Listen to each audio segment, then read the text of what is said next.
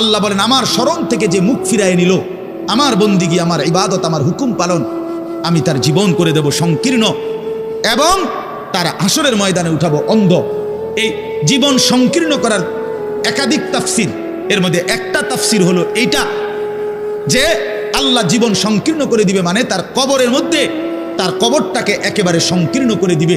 আল্লাহ রসুল বলছে নাফরমানের কবর রাইখা যখন ফেরেশতা চলে যাবে, কবর ডান পাশের মাটি তারে একটা চাপ দিবে বাম দিকে, বাম দিকের মাটি এক ডান দিকে। আল্লাহর কসম ডান পাশের হাড্ডি পাঁজর ভাঙ্গা ডান দিকে বাম দিকে চলে যাবে, বাম দিকের হাড্ডি পাঁজর ভাঙ্গা। রাসূলুল্লাহ সাল্লাল্লাহু আলাইহি ওয়াসাল্লাম বলছে বন্ধু দেখেন হাত্তা তাখতালিফা আদলাউহু, এই দুই আঙ্গুল যেভাবে এভাবে একটাটার ভিতরে ঢুকে গেছে, খোদার কসম ডান পাশের হাড্ডি পাঁজর বাম পাশের হাড্ডি পাঁজর এইভাবে একটার ভিতরে ঢুকে যায়। এটার অর্থ এটা। হ্যাঁ, রাসূলুল্লাহ সাল্লাল্লাহু আলাইহি ওয়াসাল্লাম একদিন হযরত বারা ইবনে আযিব রাদিয়াল্লাহু তাআলা আনহু থেকে বর্ণিত, নবীজি একদিন এক সাহাবীর জানাজা পড়তে গেছেন। জানাজা পড়তে গিয়ে খালি কবরের সামনে কিছুক্ষণ দাঁড়াইছেন, তখনও ওনারে কবরে রাখে নাই, জানাজাও পড়ায় নাই। নবীজি আগে গিয়ে কবরটার সামনে দাঁড়াইছে। হযরত বারা ইবনে আযিব বলেন আমরা নবীজির সাথে ছিলাম। আল্লাহ নবী সাল্লাল্লাহু আলাইহি সাল্লাম কবরের খালি এই কবরে দেখা অঝরে কাঁদতে শুরু করছে। আমরা সবাই সাহাবীরা নবীজির সাথে কাঁদতে শুরু করলাম। অনেকক্ষণ কাইদা নবীজি চোখের পানি মুইছা আজীব কথা বলছে নবী। রাসূলুল্লাহ সাল্লাল্লাহু আলাইহি ওয়াসাল্লাম সাহাবীদেরকে লক্ষ্য করে বলছে ইয়া ইখওয়ানি লিমিসলি হাদা ফাআইদ্দু, আমার বন্ধুরা আমার সাথীরা এই কবরে যাওয়ার জন্য তোমরাও রেডি হও।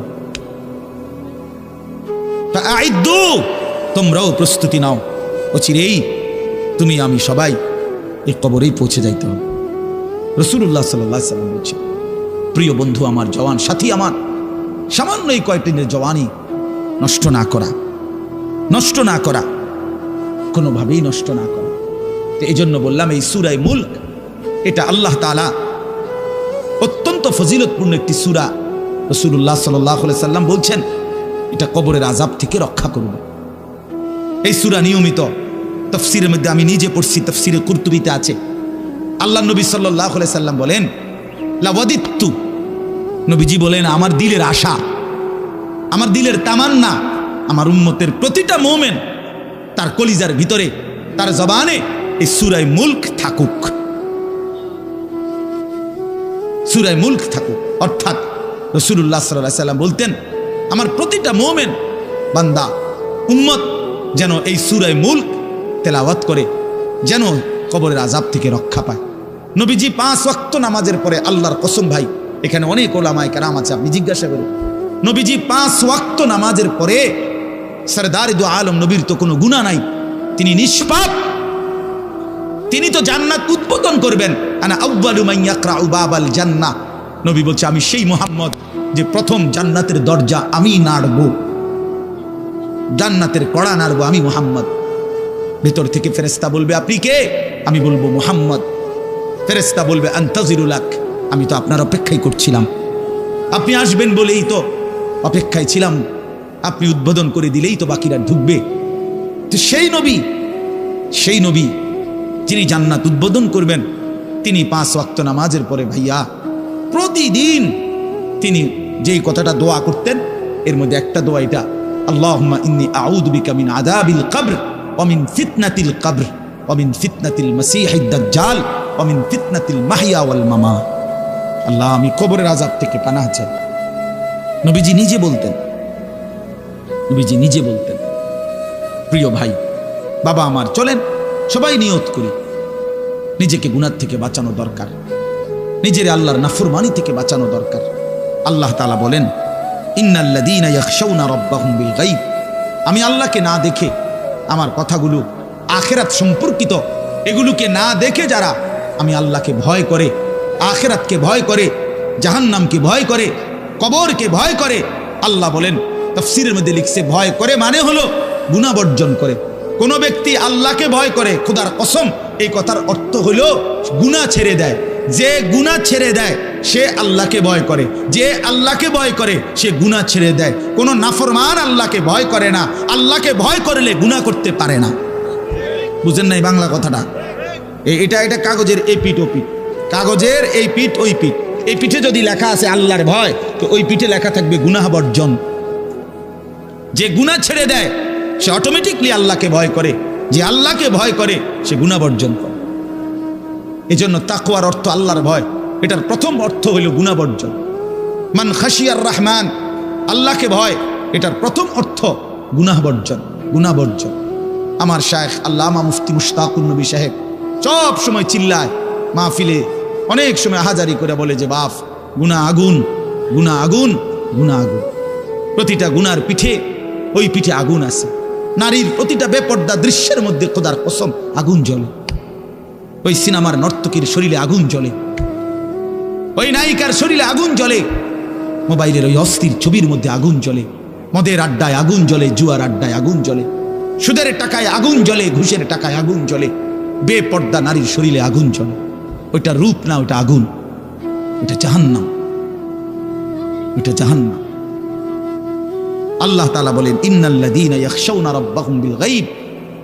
আল্লাহ তাআলা বলেন আমার যে বান্দারা আমার আখিরাত, আমার জাহান্নাম, আমার পরকাল, আমার কবর, এই কথাগুলোকে ভয় করে, আমি আল্লাহকে ভয় করে, না দেখে, না দেখে, আল্লাহ বলেন আমি ওয়াদা দিলাম লাহুম মাগফিরাতুম ওয়া আজরুন কাবীর, আমি তাদের পেছনের সব গুনাহ মাফ করে দেব, আর আমার সবচেয়ে বড় পুরস্কার জান্নাত দিয়ে দেব। এখানে এটা এমন শব্দ না যে কিছু শব্দ তো আছে একটা শব্দের সাথে আরেকটা বলছে অর্থহীন, যেমন কলম টলম। তো এটা সবাই বুঝে যে টলমের কোনো অর্থ নাই, কাগজ টাগজ, তো কাগজের অর্থ নাই। কিন্তু শিক্ষা দীক্ষা এমন না, শিক্ষা শব্দের উল্টা না, এটা এমন না যে এটা শিক্ষার উল্টা কিছু না, এটা আলাদা শব্দ। শিক্ষা দীক্ষা যেমন আমরা অনেক সময় বলি যে নামাজ রোজা, লোকটা নামাজ রোজায় ভালো, তো এর দ্বারা কি শুধু নামাজ আর নামাজের উল্টা শব্দ রোজা না, এটা একটা আলাদা কি আমল। নামাজ একটা ইবাদত, তো রোজা একটা ইবাদত। তো শিক্ষা এটা একটা বিষয়, দীক্ষা এটা একটা বিষয়। শিক্ষা তো তালিম, দীক্ষা এটা তরবিয়ত, আখলাক। আখলাক অর্থাৎ শব্দ মুখস্থ করা এটা যেমন জরুরি, জিন্দিগি গঠন করা এটাও সমান জরুরি, বরং তার চাইতে বেশি জরুরি। এজন্য আমাদের ফেনীর একজন বড় বুজুর্গ আলেম আছেন, ফেনী জামিয়া রশিদিয়া মাদ্রাসার হজরত মাওলানা মুফতি শহীদুল্লাহ দামাত বারাকাতুহুল আলী, বাংলাদেশের অনেক বড় একজন বুজুর্গ আলেম। হজরতের মাদ্রাসা ফেনীতে, সেই মাদ্রাসা একটা মাদ্রাসায় কওমি মাদ্রাসা, সেখানে প্রায় 6 থেকে 7 হাজার ছাত্র পড়ালেখা করে, প্রায় 200-র উপরে উস্তাদ আছে, 200-250 হবে। তো এই জন্য বললাম যে হজরত সবসময় বলে যে পড়া মেধা অনুপাতে কম বেশি হইতে পারে, আখলাক বরাবর হইতে হবে।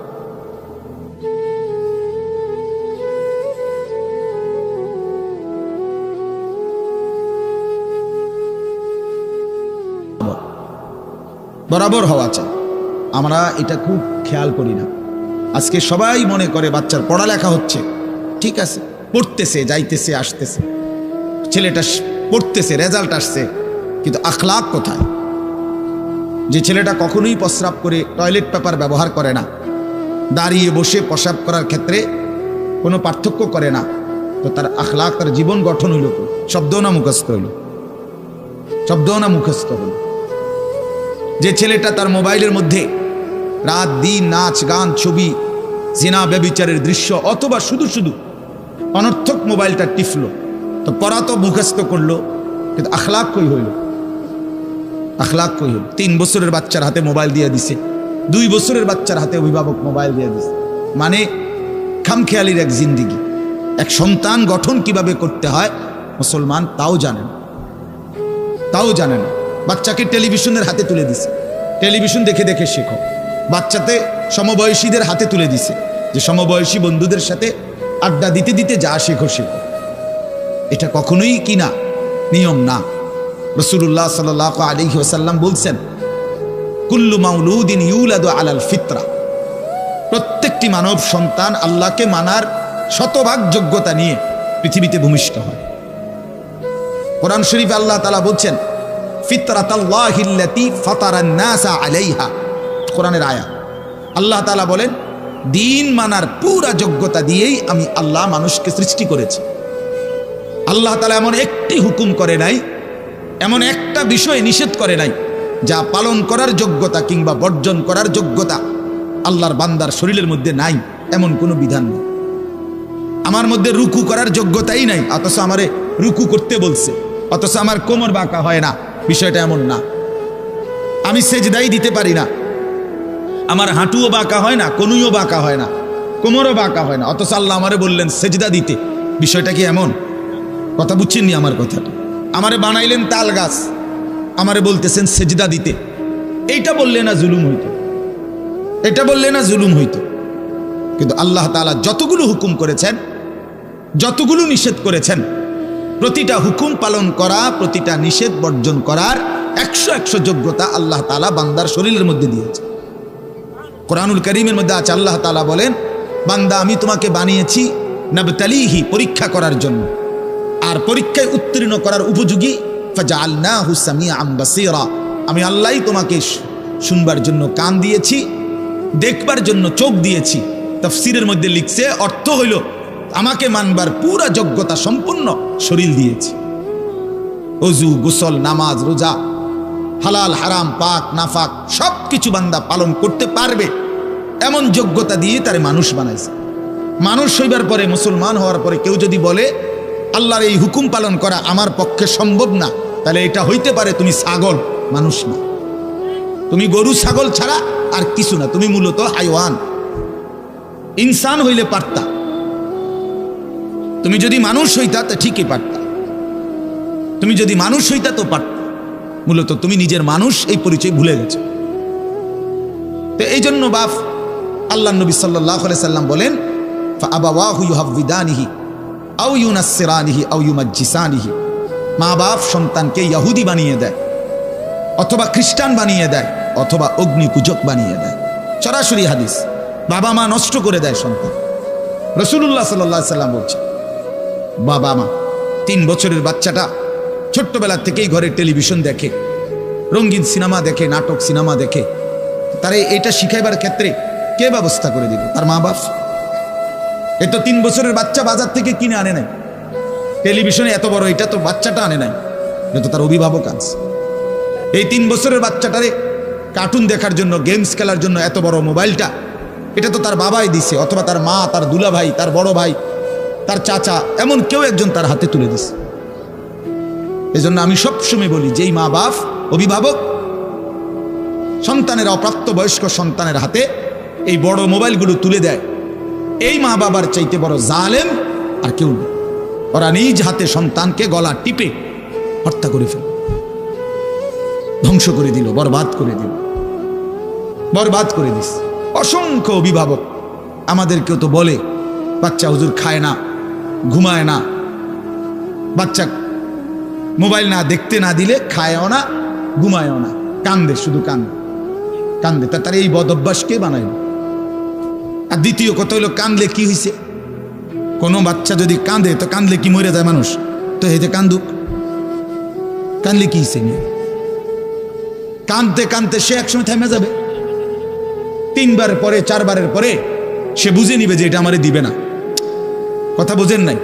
কাঁদতে কাঁদতে নইলে 3 বার কাঁদলো, 4 বার কাঁদলো, 10 বার কাঁদলো, একটা পর্যায়ে সে বুঝবে যে এটা আর আমারে দিবে না, এটা আমারে দিবে না। এই জন্য বাপ আমার এটা খেয়াল করা চাই।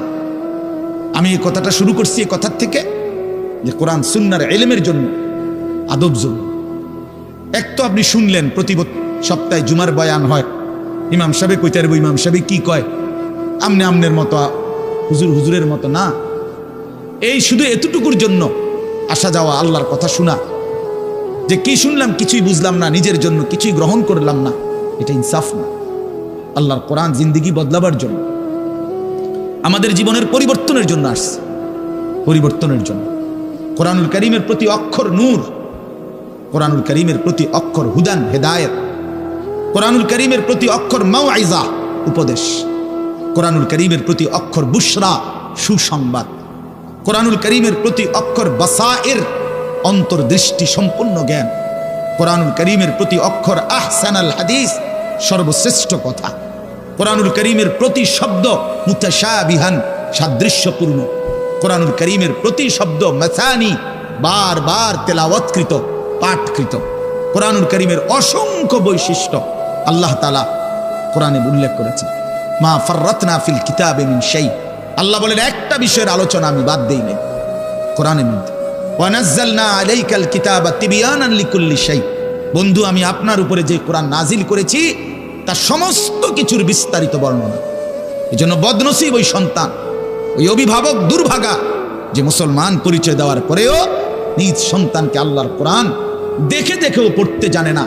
আল্লাহর কোরআন দেখে দেখে ছোট বাচ্চা হাফেজে কোরআন হয়েছে, এই মাত্র দেখছেন আমরা হাফেজে কোরআন হয়েছে। মুসলমানের সন্তান আল্লাহর কোরআন 30 পারা কলিজার মধ্যে গ্রহণ করছে। আর কি পরিমাণ দুর্ভাগা মুসলমান! আল্লাহর দেওয়া চোখ, আল্লাহর দেওয়া জিব্বা। আল্লাহ কোরআনে বলছে আলাম নাজআল লাহু আইনাইন। বান্দা, আমি কি দুইটা চোখ দেই নাই? ওয়া লিসানান, আমি কি জিব্বা দেই নাই? ওয়া শাফাতাইন, দুইটা ঠোঁট কি আমি দেই নাই? হাসরের ময়দানে আল্লাহ তাআলা জিজ্ঞেস করবে, বান্দা আমার দেওয়া দুইটা চোখ, আমার দেওয়ার জিব্বা, আমার দেওয়া ঠোঁট, এত লক্ষ কথা বললা, এত কিছু দেখলা, এত শব্দ উচ্চারণ করলা, পৃথিবীর কত লক্ষ কথা তুমি জীবনে বললা, অথচ আমার কালাম, সর্বশ্রেষ্ঠ আসমানি কিতাব, মালিকের এই কোরআন, এটা একটু দেখে দেখেও পড়তে পারো না। এর চাইতে বড় বদনসিব আর কে হইতে পারে? এজন্য আমি পরিষ্কার বলি সব সময়, আল্লাহর কোরআন যেই মুসলমান দেখে দেখেও শুদ্ধ পড়তে পারে না, আমার দৃষ্টিতে ওই লোকটা বোবা। আপনি বোবা, মূলত দোস্ত তুমি বোবা। বাকি কথাগুলো না বললেও চলতো, বাকি কথাগুলো না বললেও চলতো, এই পৃথিবী ভোগ করা যেত। বোবা মানুষ যারা, তারা কথা না বলতে পারলেও ভাতও খাইতে পারে, ঘুমও যাইতে পারে, পেশাব পায়খানাও করে, বিয়েও করে, বোবা মানুষের বাচ্চা কাচ্চাও হয়। এরকম দেখছেননি কখনো? না, কথা বলেন না কেন? তাহলে বোবায়ও তো পৃথিবী ভোগ করে। তাইলে বোঝা গেল দুনিয়ার এই ভাত মাছ বিয়া বউ, দুনিয়ার এই যৌন চাহিদা পূরণ আর পেশাব পায়খানার ঘুম, এটুকুর জন্য কথা না বললেও চলতো, অন্ধ হইলেও চলতো, অন্ধ হইলেও চলতো, চোখে না দেখলেও কত মানুষ পৃথিবী ভোগ করতেছে। তাহলে যে জবান আল্লাহর দেওয়া, যে চোখ আল্লাহর দেওয়া, সেই মালিকের কালাম দেখে দেখেও পড়তে পারলাম না। 16 বছর বাচ্চাটা পড়লো, অথবা আপনি পড়াইলেন, একবারও ভাবলেন না, হায় আমার সন্তানকে আমি কি পড়াইলাম? একবারও মনে করলেন না? বাফেরই কি হলো, সন্তানের বা কি হলো? হায় মুসলমান, বাফও তো ছিল মুসলমান, ছেলেটাও তো মুসলমান। না বাফের একবার মনে পড়লো, না ছেলের একবার মনে পড়লো, না মায়ের একবার মনে পড়লো, না ছেলেটার একবার মনে পড়লো যে আমার মালিকের কোরআন পড়তে পারি না। পৃথিবীর কত পড়া, দরকারি বেদরকারি মিলাইয়া, পৃথিবীর বাকি সমস্ত পড়ালেখার মধ্যে প্রয়োজনীয় অপ্রয়োজনীয় কথার মিশ্রণ। কিছু কথা দরকারি আছে, কিছু কথা বেদরকারি আছে। সমস্ত বাংলা বইয়ের মধ্যে দরকারি কথাও আছে, বেদরকারি কথাও আছে। ইংরেজি বইয়ের মধ্যে দরকারি কথাও আছে, বেদরকারি কথাও আছে। কথা বলে, হ্যাঁ, রোদ হচ্ছে, বৃষ্টি হচ্ছে, খেকশিয়ালের বিয়ে হচ্ছে, এটা কোনো দরকারি কথা হলো?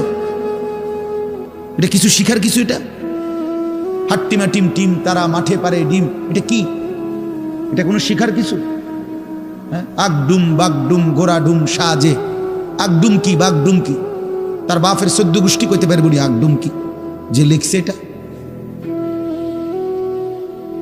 অনর্থক কথা। 2 little black birds sitting on a wall, one called Peter, one called Paul। 2টা কাউয়া একটা ওয়ালের মধ্যে বসছে, একটা কাউয়ার নাম হলো পিটার, আর একটা কাউয়ার নাম হলো পল। এই হলো কবিতার অর্থ। এটা কি শিখছে ছেলেটা? এখানে কি শিখার? কাউয়া ওয়ালে বসলেই কি, টিনের সালে বসলে কি? কাউয়া তো কাউয়া।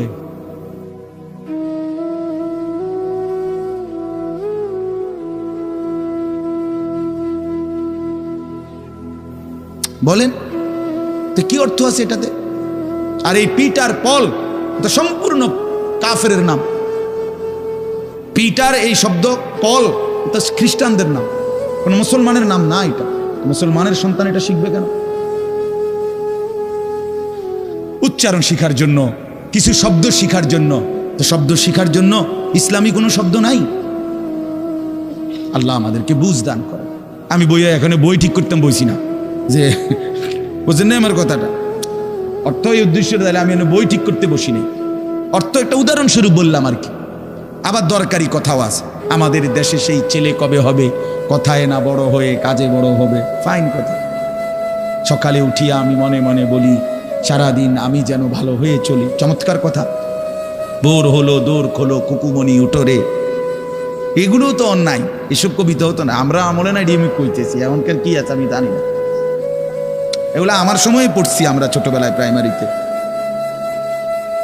যাই হোক বাপ, অর্থ হইল আল্লাহর কোরআন থেকে সন্তানকে বঞ্চিত করেন না। বঞ্চিত আপনাদের কাছে অনুরোধ, এই যে কয়জন বসছেন, জওয়ান ভাই যারা বসছেন, ভাই আমার স্কুলে পড়েন, কলেজে পড়েন, কোনো অসুবিধা নাই, ঠিক আছে। নতুন করে আবার মাদ্রাসায় ভর্তি হইতে পারবেন না, আমরাও জানি, কিন্তু কোনো একটু সময় বের করে আল্লাহর কোরআন সময় সুযোগ বের করে শেখা সম্ভব।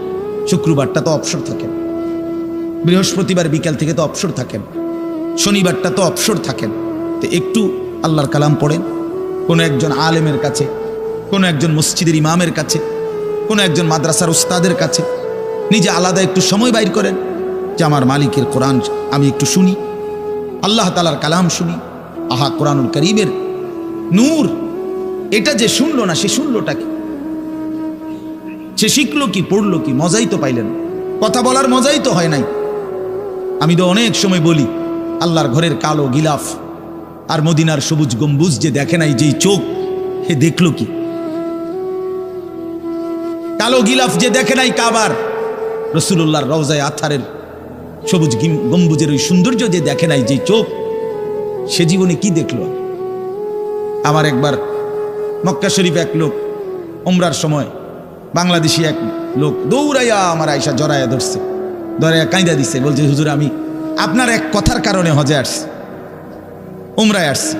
আমি বললাম মানে? এই কথাইটা আমি এটা শুনছি, আজ আপনি বলছেন যে এই চোখ কাবার কালো গিলাফ দেখে নাই, রাসূলুল্লাহ সাল্লাল্লাহু আলাইহি সাল্লামের রওজায়ে আতহারের সবুজ গম্বুজ দেখে নাই, সে দেখলো কি? আর এইটা আমার দিলে লাগছে যে হ্যাঁ ঠিকই তো, আমি আর কি দেখলাম? তাই তো যেই জবান আল্লাহর নামে নিতে জানে না, মালিকের কোরআনে পড়তে জানে না, তুমি পড়লা কি মিয়া? তুমি কি গোড়ার ঘাস কাটলা মিয়া? বাকি সবগুলো পড়া না হলেও দুনিয়া চলতো মিয়া। মূর্খ বকলম, নাম দস্তখত করতে জানে না, টিপসই দেয় এমন হাজারো মানুষ দুনিয়া ভোগ করতেছে। বাড়ি গাড়ি, নেতাগিরি, মাতবুরি, ক্ষমতা, দালান বিল্ডিং, সবটা দুনিয়া ভোগ করছে, অথচ নামটাও সই দিতে জানে না। এমন নাই? বলেন না এমন নাই? তো সে কোন যোগ্যতায় দুনিয়া ভোগ করছে? সে কিভাবে দুনিয়া ভোগ করতেছে?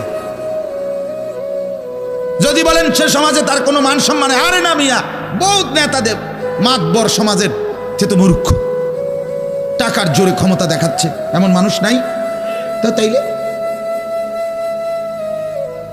এই জন্য বাপ আবারও অনুরোধ করছি আমি, অর্থ হলো অপমান করা না, জেনারেল শিক্ষা নিষেধ করা না। আমি তো কুমিল্লা ভিক্টোরিয়া কলেজ থেকে মাস্টার্স পাস করছি, সায়েন্স বিজ্ঞান বিভাগ থেকে দাখিল পাস করছি। এর মানে এটা বাদ দিতে বলতেছি না, বাদ তো আমি দিছি না, বাদ আপনি দিছেন। কথা বুঝেন নাই? বাদ আপনি দিছেন, আল্লাহর কোরআন বাদ দিছেন, রাসূলুল্লাহ সাল্লাল্লাহু আলাইহি সাল্লামের সুন্নাহ বাদ দিছেন।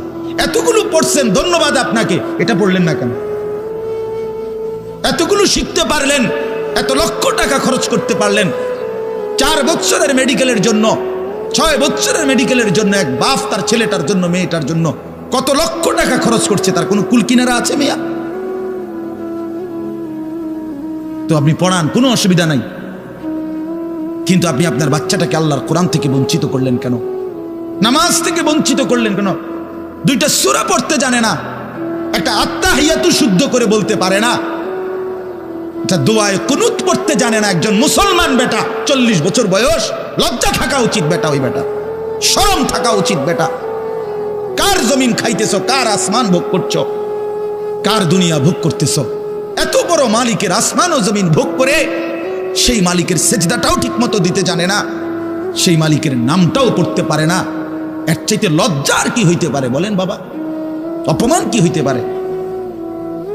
আল্লাহ আমাদেরকে বিবেক দান করেন, আল্লাহ আমাদেরকে বিবেক দান করেন। বিবেক থাকা চাই, বিবেক থাকা চাই। কোরআনুল কারীমের মধ্যে আছে, আল্লাহ তাআলা বলছে, একটা সাংঘাতিক কথা আছে কোরআন শরীফে, ফাবিআইয়ি হাদিসিন বা'দাহু ইউমিনুন। আমার দিল নড়ে কোরআনের এই আয়াত শুনলে, কলিজা সুদ্ধা কাইপা ওঠে। আল্লাহ তাআলা কোরআনে বলছে, এই 29 পারার মধ্যেই আছে, সূরা মুরসালাতের মধ্যে আল্লাহ তাআলা বলে, বান্দা 23 বছরে আমি আমার রাসূলের কাছে এই সর্বশ্রেষ্ঠ কিতাব নাজিল করলাম। আমার সবচেয়ে শ্রেষ্ঠতম কথাগুলো আমি তোমাদের জন্য দিলাম। বান্দা, এর চাইতে আর দামি কোন কথা বললে তোমরা আমার কথা মানতা? বুঝেন নাই? ফাবিআইয়ি হাদিস, ফাবিআইয়ি হাদিস। আল্লাহ বলছে, বান্দা এরপরে আর কি বললে, এর চাইতে দামি কথা আর কোনটা বললে, আর কোন কিতাব নাজিল করিলে, আর কেমনে বললে? ফাবিআইয়ি হাদিসিন বা'দাহু ইউমিনুন। আর কিভাবে বললে বান্দা ঈমান আনতা, বিশ্বাস করতা? আকিমুস সালাহ, আকিমুস সালাহ 80 বারের চাইতে বেশি বলছি আমার কোরআনে, আর কতবার বললে আমারে সেজদা দিতা? ইত্তাকুল্লাহ, ইত্তাকুল্লাহ বারবার বলেছি, আল্লাহকে ভয় করো। আর কতবার বললে বান্দা আমারে ভয় করতা? কতবার বলছি? আল্লাহ বলবেন। রাসূলুল্লাহ সাল্লাল্লাহু আলাইহি সাল্লাম বাপ আমার, বন্ধু আমার, নওজোয়ান সাথী আমার, মনে রাখবেন, বিশ্বাস করেন, রাসূলুল্লাহ সাল্লাল্লাহু আলাইহি সাল্লাম হাসরের ময়দানে অসংখ্য উম্মতকে জিজ্ঞেস করবে। এই আমলনামা যখন দেখবে, প্রত্যেকটা উম্মত তার নিজ নিজ আমলনামা, রাসূলুল্লাহ সাল্লাল্লাহু আলাইহি সাল্লাম দেখবেন। এই আমলনামা দেখে নবী জিজ্ঞেস করবে, উম্মত 23টা বছর একটানা আমি কেঁদেছি, উম্মত 23 বছর তোদের জন্য আমি কেঁদেছিলাম। এমনও রাত গেছে, সারা রাত উম্মতের জন্য আমি কেঁদেছি, সারা রাত দোয়া করছি উম্মতের জন্য। তায়েফের পাথরের আঘাতে পিঠ চালনির মতো ছিদ্র বানায় ফেলছি। পেটের কষ্টে, ক্ষুধার কষ্টে 14 দিনের চাইতে বেশি পেটে 2টা পাথর বাইদা ক্ষুধার কষ্ট হজম করছি। উহুদের দান শহীদ করা রক্তে আমি বেহুশ হয়ে আমি পড়েছিলাম। সেই নবী আমি আর কত কাঁদলে, আর কত রক্ত ঝরাইলে উম্মত তুমি আমার কথা মনে করতা? তুমি আমার কথা ভাবতা? সাল্লাল্লাহু আলাইহি ওয়াসাল্লাম যখন এটা জিজ্ঞেস করবেন, তখন কি জবাব হবে বাপ? বলেন, ইনসাফের কথা বলেন। কি মনে করছেন? সুপারিশ? হাসরের ময়দানের সুপারিশ মানে কি? মুখে বিড়ি, সিগারেট, চেহারায় রাসূলুল্লাহ সাল্লাল্লাহু আলাইহি ওয়াসাল্লামের সুন্নাত নাই, 50 বছর ধরে সুদের লেনদেন, কোনো দিন 5 ওয়াক্ত নামাজ আদায় করেন নাই, স্ত্রী বেপর্দা, ঘরের মধ্যে প্রতিদিন রঙিন টেলিভিশন চলতেছে। এই অবস্থায় কবরে যাইবেন, আর হাসরের ময়দানে দাঁড়াইলেই নবীজি সুপারিশ করে আপনারে বেহেশত দিয়া দিবেন। বিষয়টা মামুর বাড়ি না, বিষয়টা মামুর বাড়ি মনে করছেন আপনি? এটাকে কি মনে করলেন আপনারা? রাসূলুল্লাহ সাল্লাল্লাহু আলাইহি সাল্লাম সুপারিশ করবেন, এর কোনো নিয়ম কানুন নাই, কোনো বিধি নিষেধ নাই, আইন কানুন নাই। হাউজে কাউসারের পানি, এটা কি 10 টাকার পানির বোতল মনে করছেন? রাসূলুল্লাহ সাল্লাল্লাহু আলাইহি সাল্লাম বলেছেন, এক ঢোক পানি পান করলে আর কোনো দিন বান্দা তৃষ্ণার্ত হবে না। এতটা আজিমুস শান দামি, এমনি এমনি দিয়ে দিবেন, এটা এমনি এমনি দিয়ে দিবেন? দয়া করে ভাবতে শিখেন, নিজের ভালো বোঝেন, নিজের ভালো, নিজের ভালো। আমি যেই সূরাটা পড়ছি, এই সূরাটার নাম হলো সূরা মুলক, 29 নম্বর পারা, কোরআনুল কারীমের 67 নম্বর সূরা। এই সূরাটার নাম হচ্ছে সূরা মুলক। এই সূরার 3টি আয়াত, 12, 13, 14, এই 3টি আয়াত আমি আপনাদের সামনে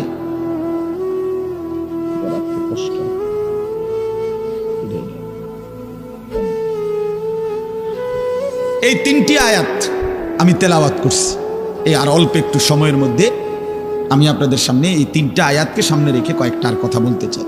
প্রথম কথা, আপনারা রাগ হইয়েন না আমার, আমি আপনাদেরই অঞ্চলের মানুষ, এখন আপনারাও আমার, আমিও আপনাদের। আল্লাহর কোরআন শিখেন। আমার কথা হলে আমি বলি না যে সবাই সব জেনারেল পড়া বন্ধ করে দেন, অর্থ হলে আপনি একটু সময় বাইর করেন। কথা, যারা চাকরি করেন, ব্যবসা করেন, বুড়া মানুষেরও অনেক বয়স্ক লোক কইলে হুজুর না আর কইয়া লাভ নাই, এই বয়স না নাই, বিড়ি খাই না বয়স আছে। হ্যাঁ মাশাআল্লাহ, বিড়ি খাইতে কইলে চা দোয়ানে গপ মারুন না, বয়স ঠিকই রয়েছে অন। হ্যাঁ এখনো টেলিভিশন 3 ঘন্টা চাইতে কইলে মাশাআল্লাহ কাকুর শরীরে বল আছে। মানুষের বেডির নাচ দেখবো, এতে কোনো লজ্জা শরম নাই। দুনিয়া ভোগ করতে বললে ভাত খাইছে মাত্র, এখন যদি বলেন আবার আপেল খাবেন নি, হদ পেঁয়াজু খাবেন নি, চা দোকানে গেছে আর আবার খাবে। দুনিয়া পুরাটা ভোগ করবে, 90 বছরেও দুনিয়া ফুরায় না, 90 বছরেও আখেরাত মনে পড়ে না। আফসোস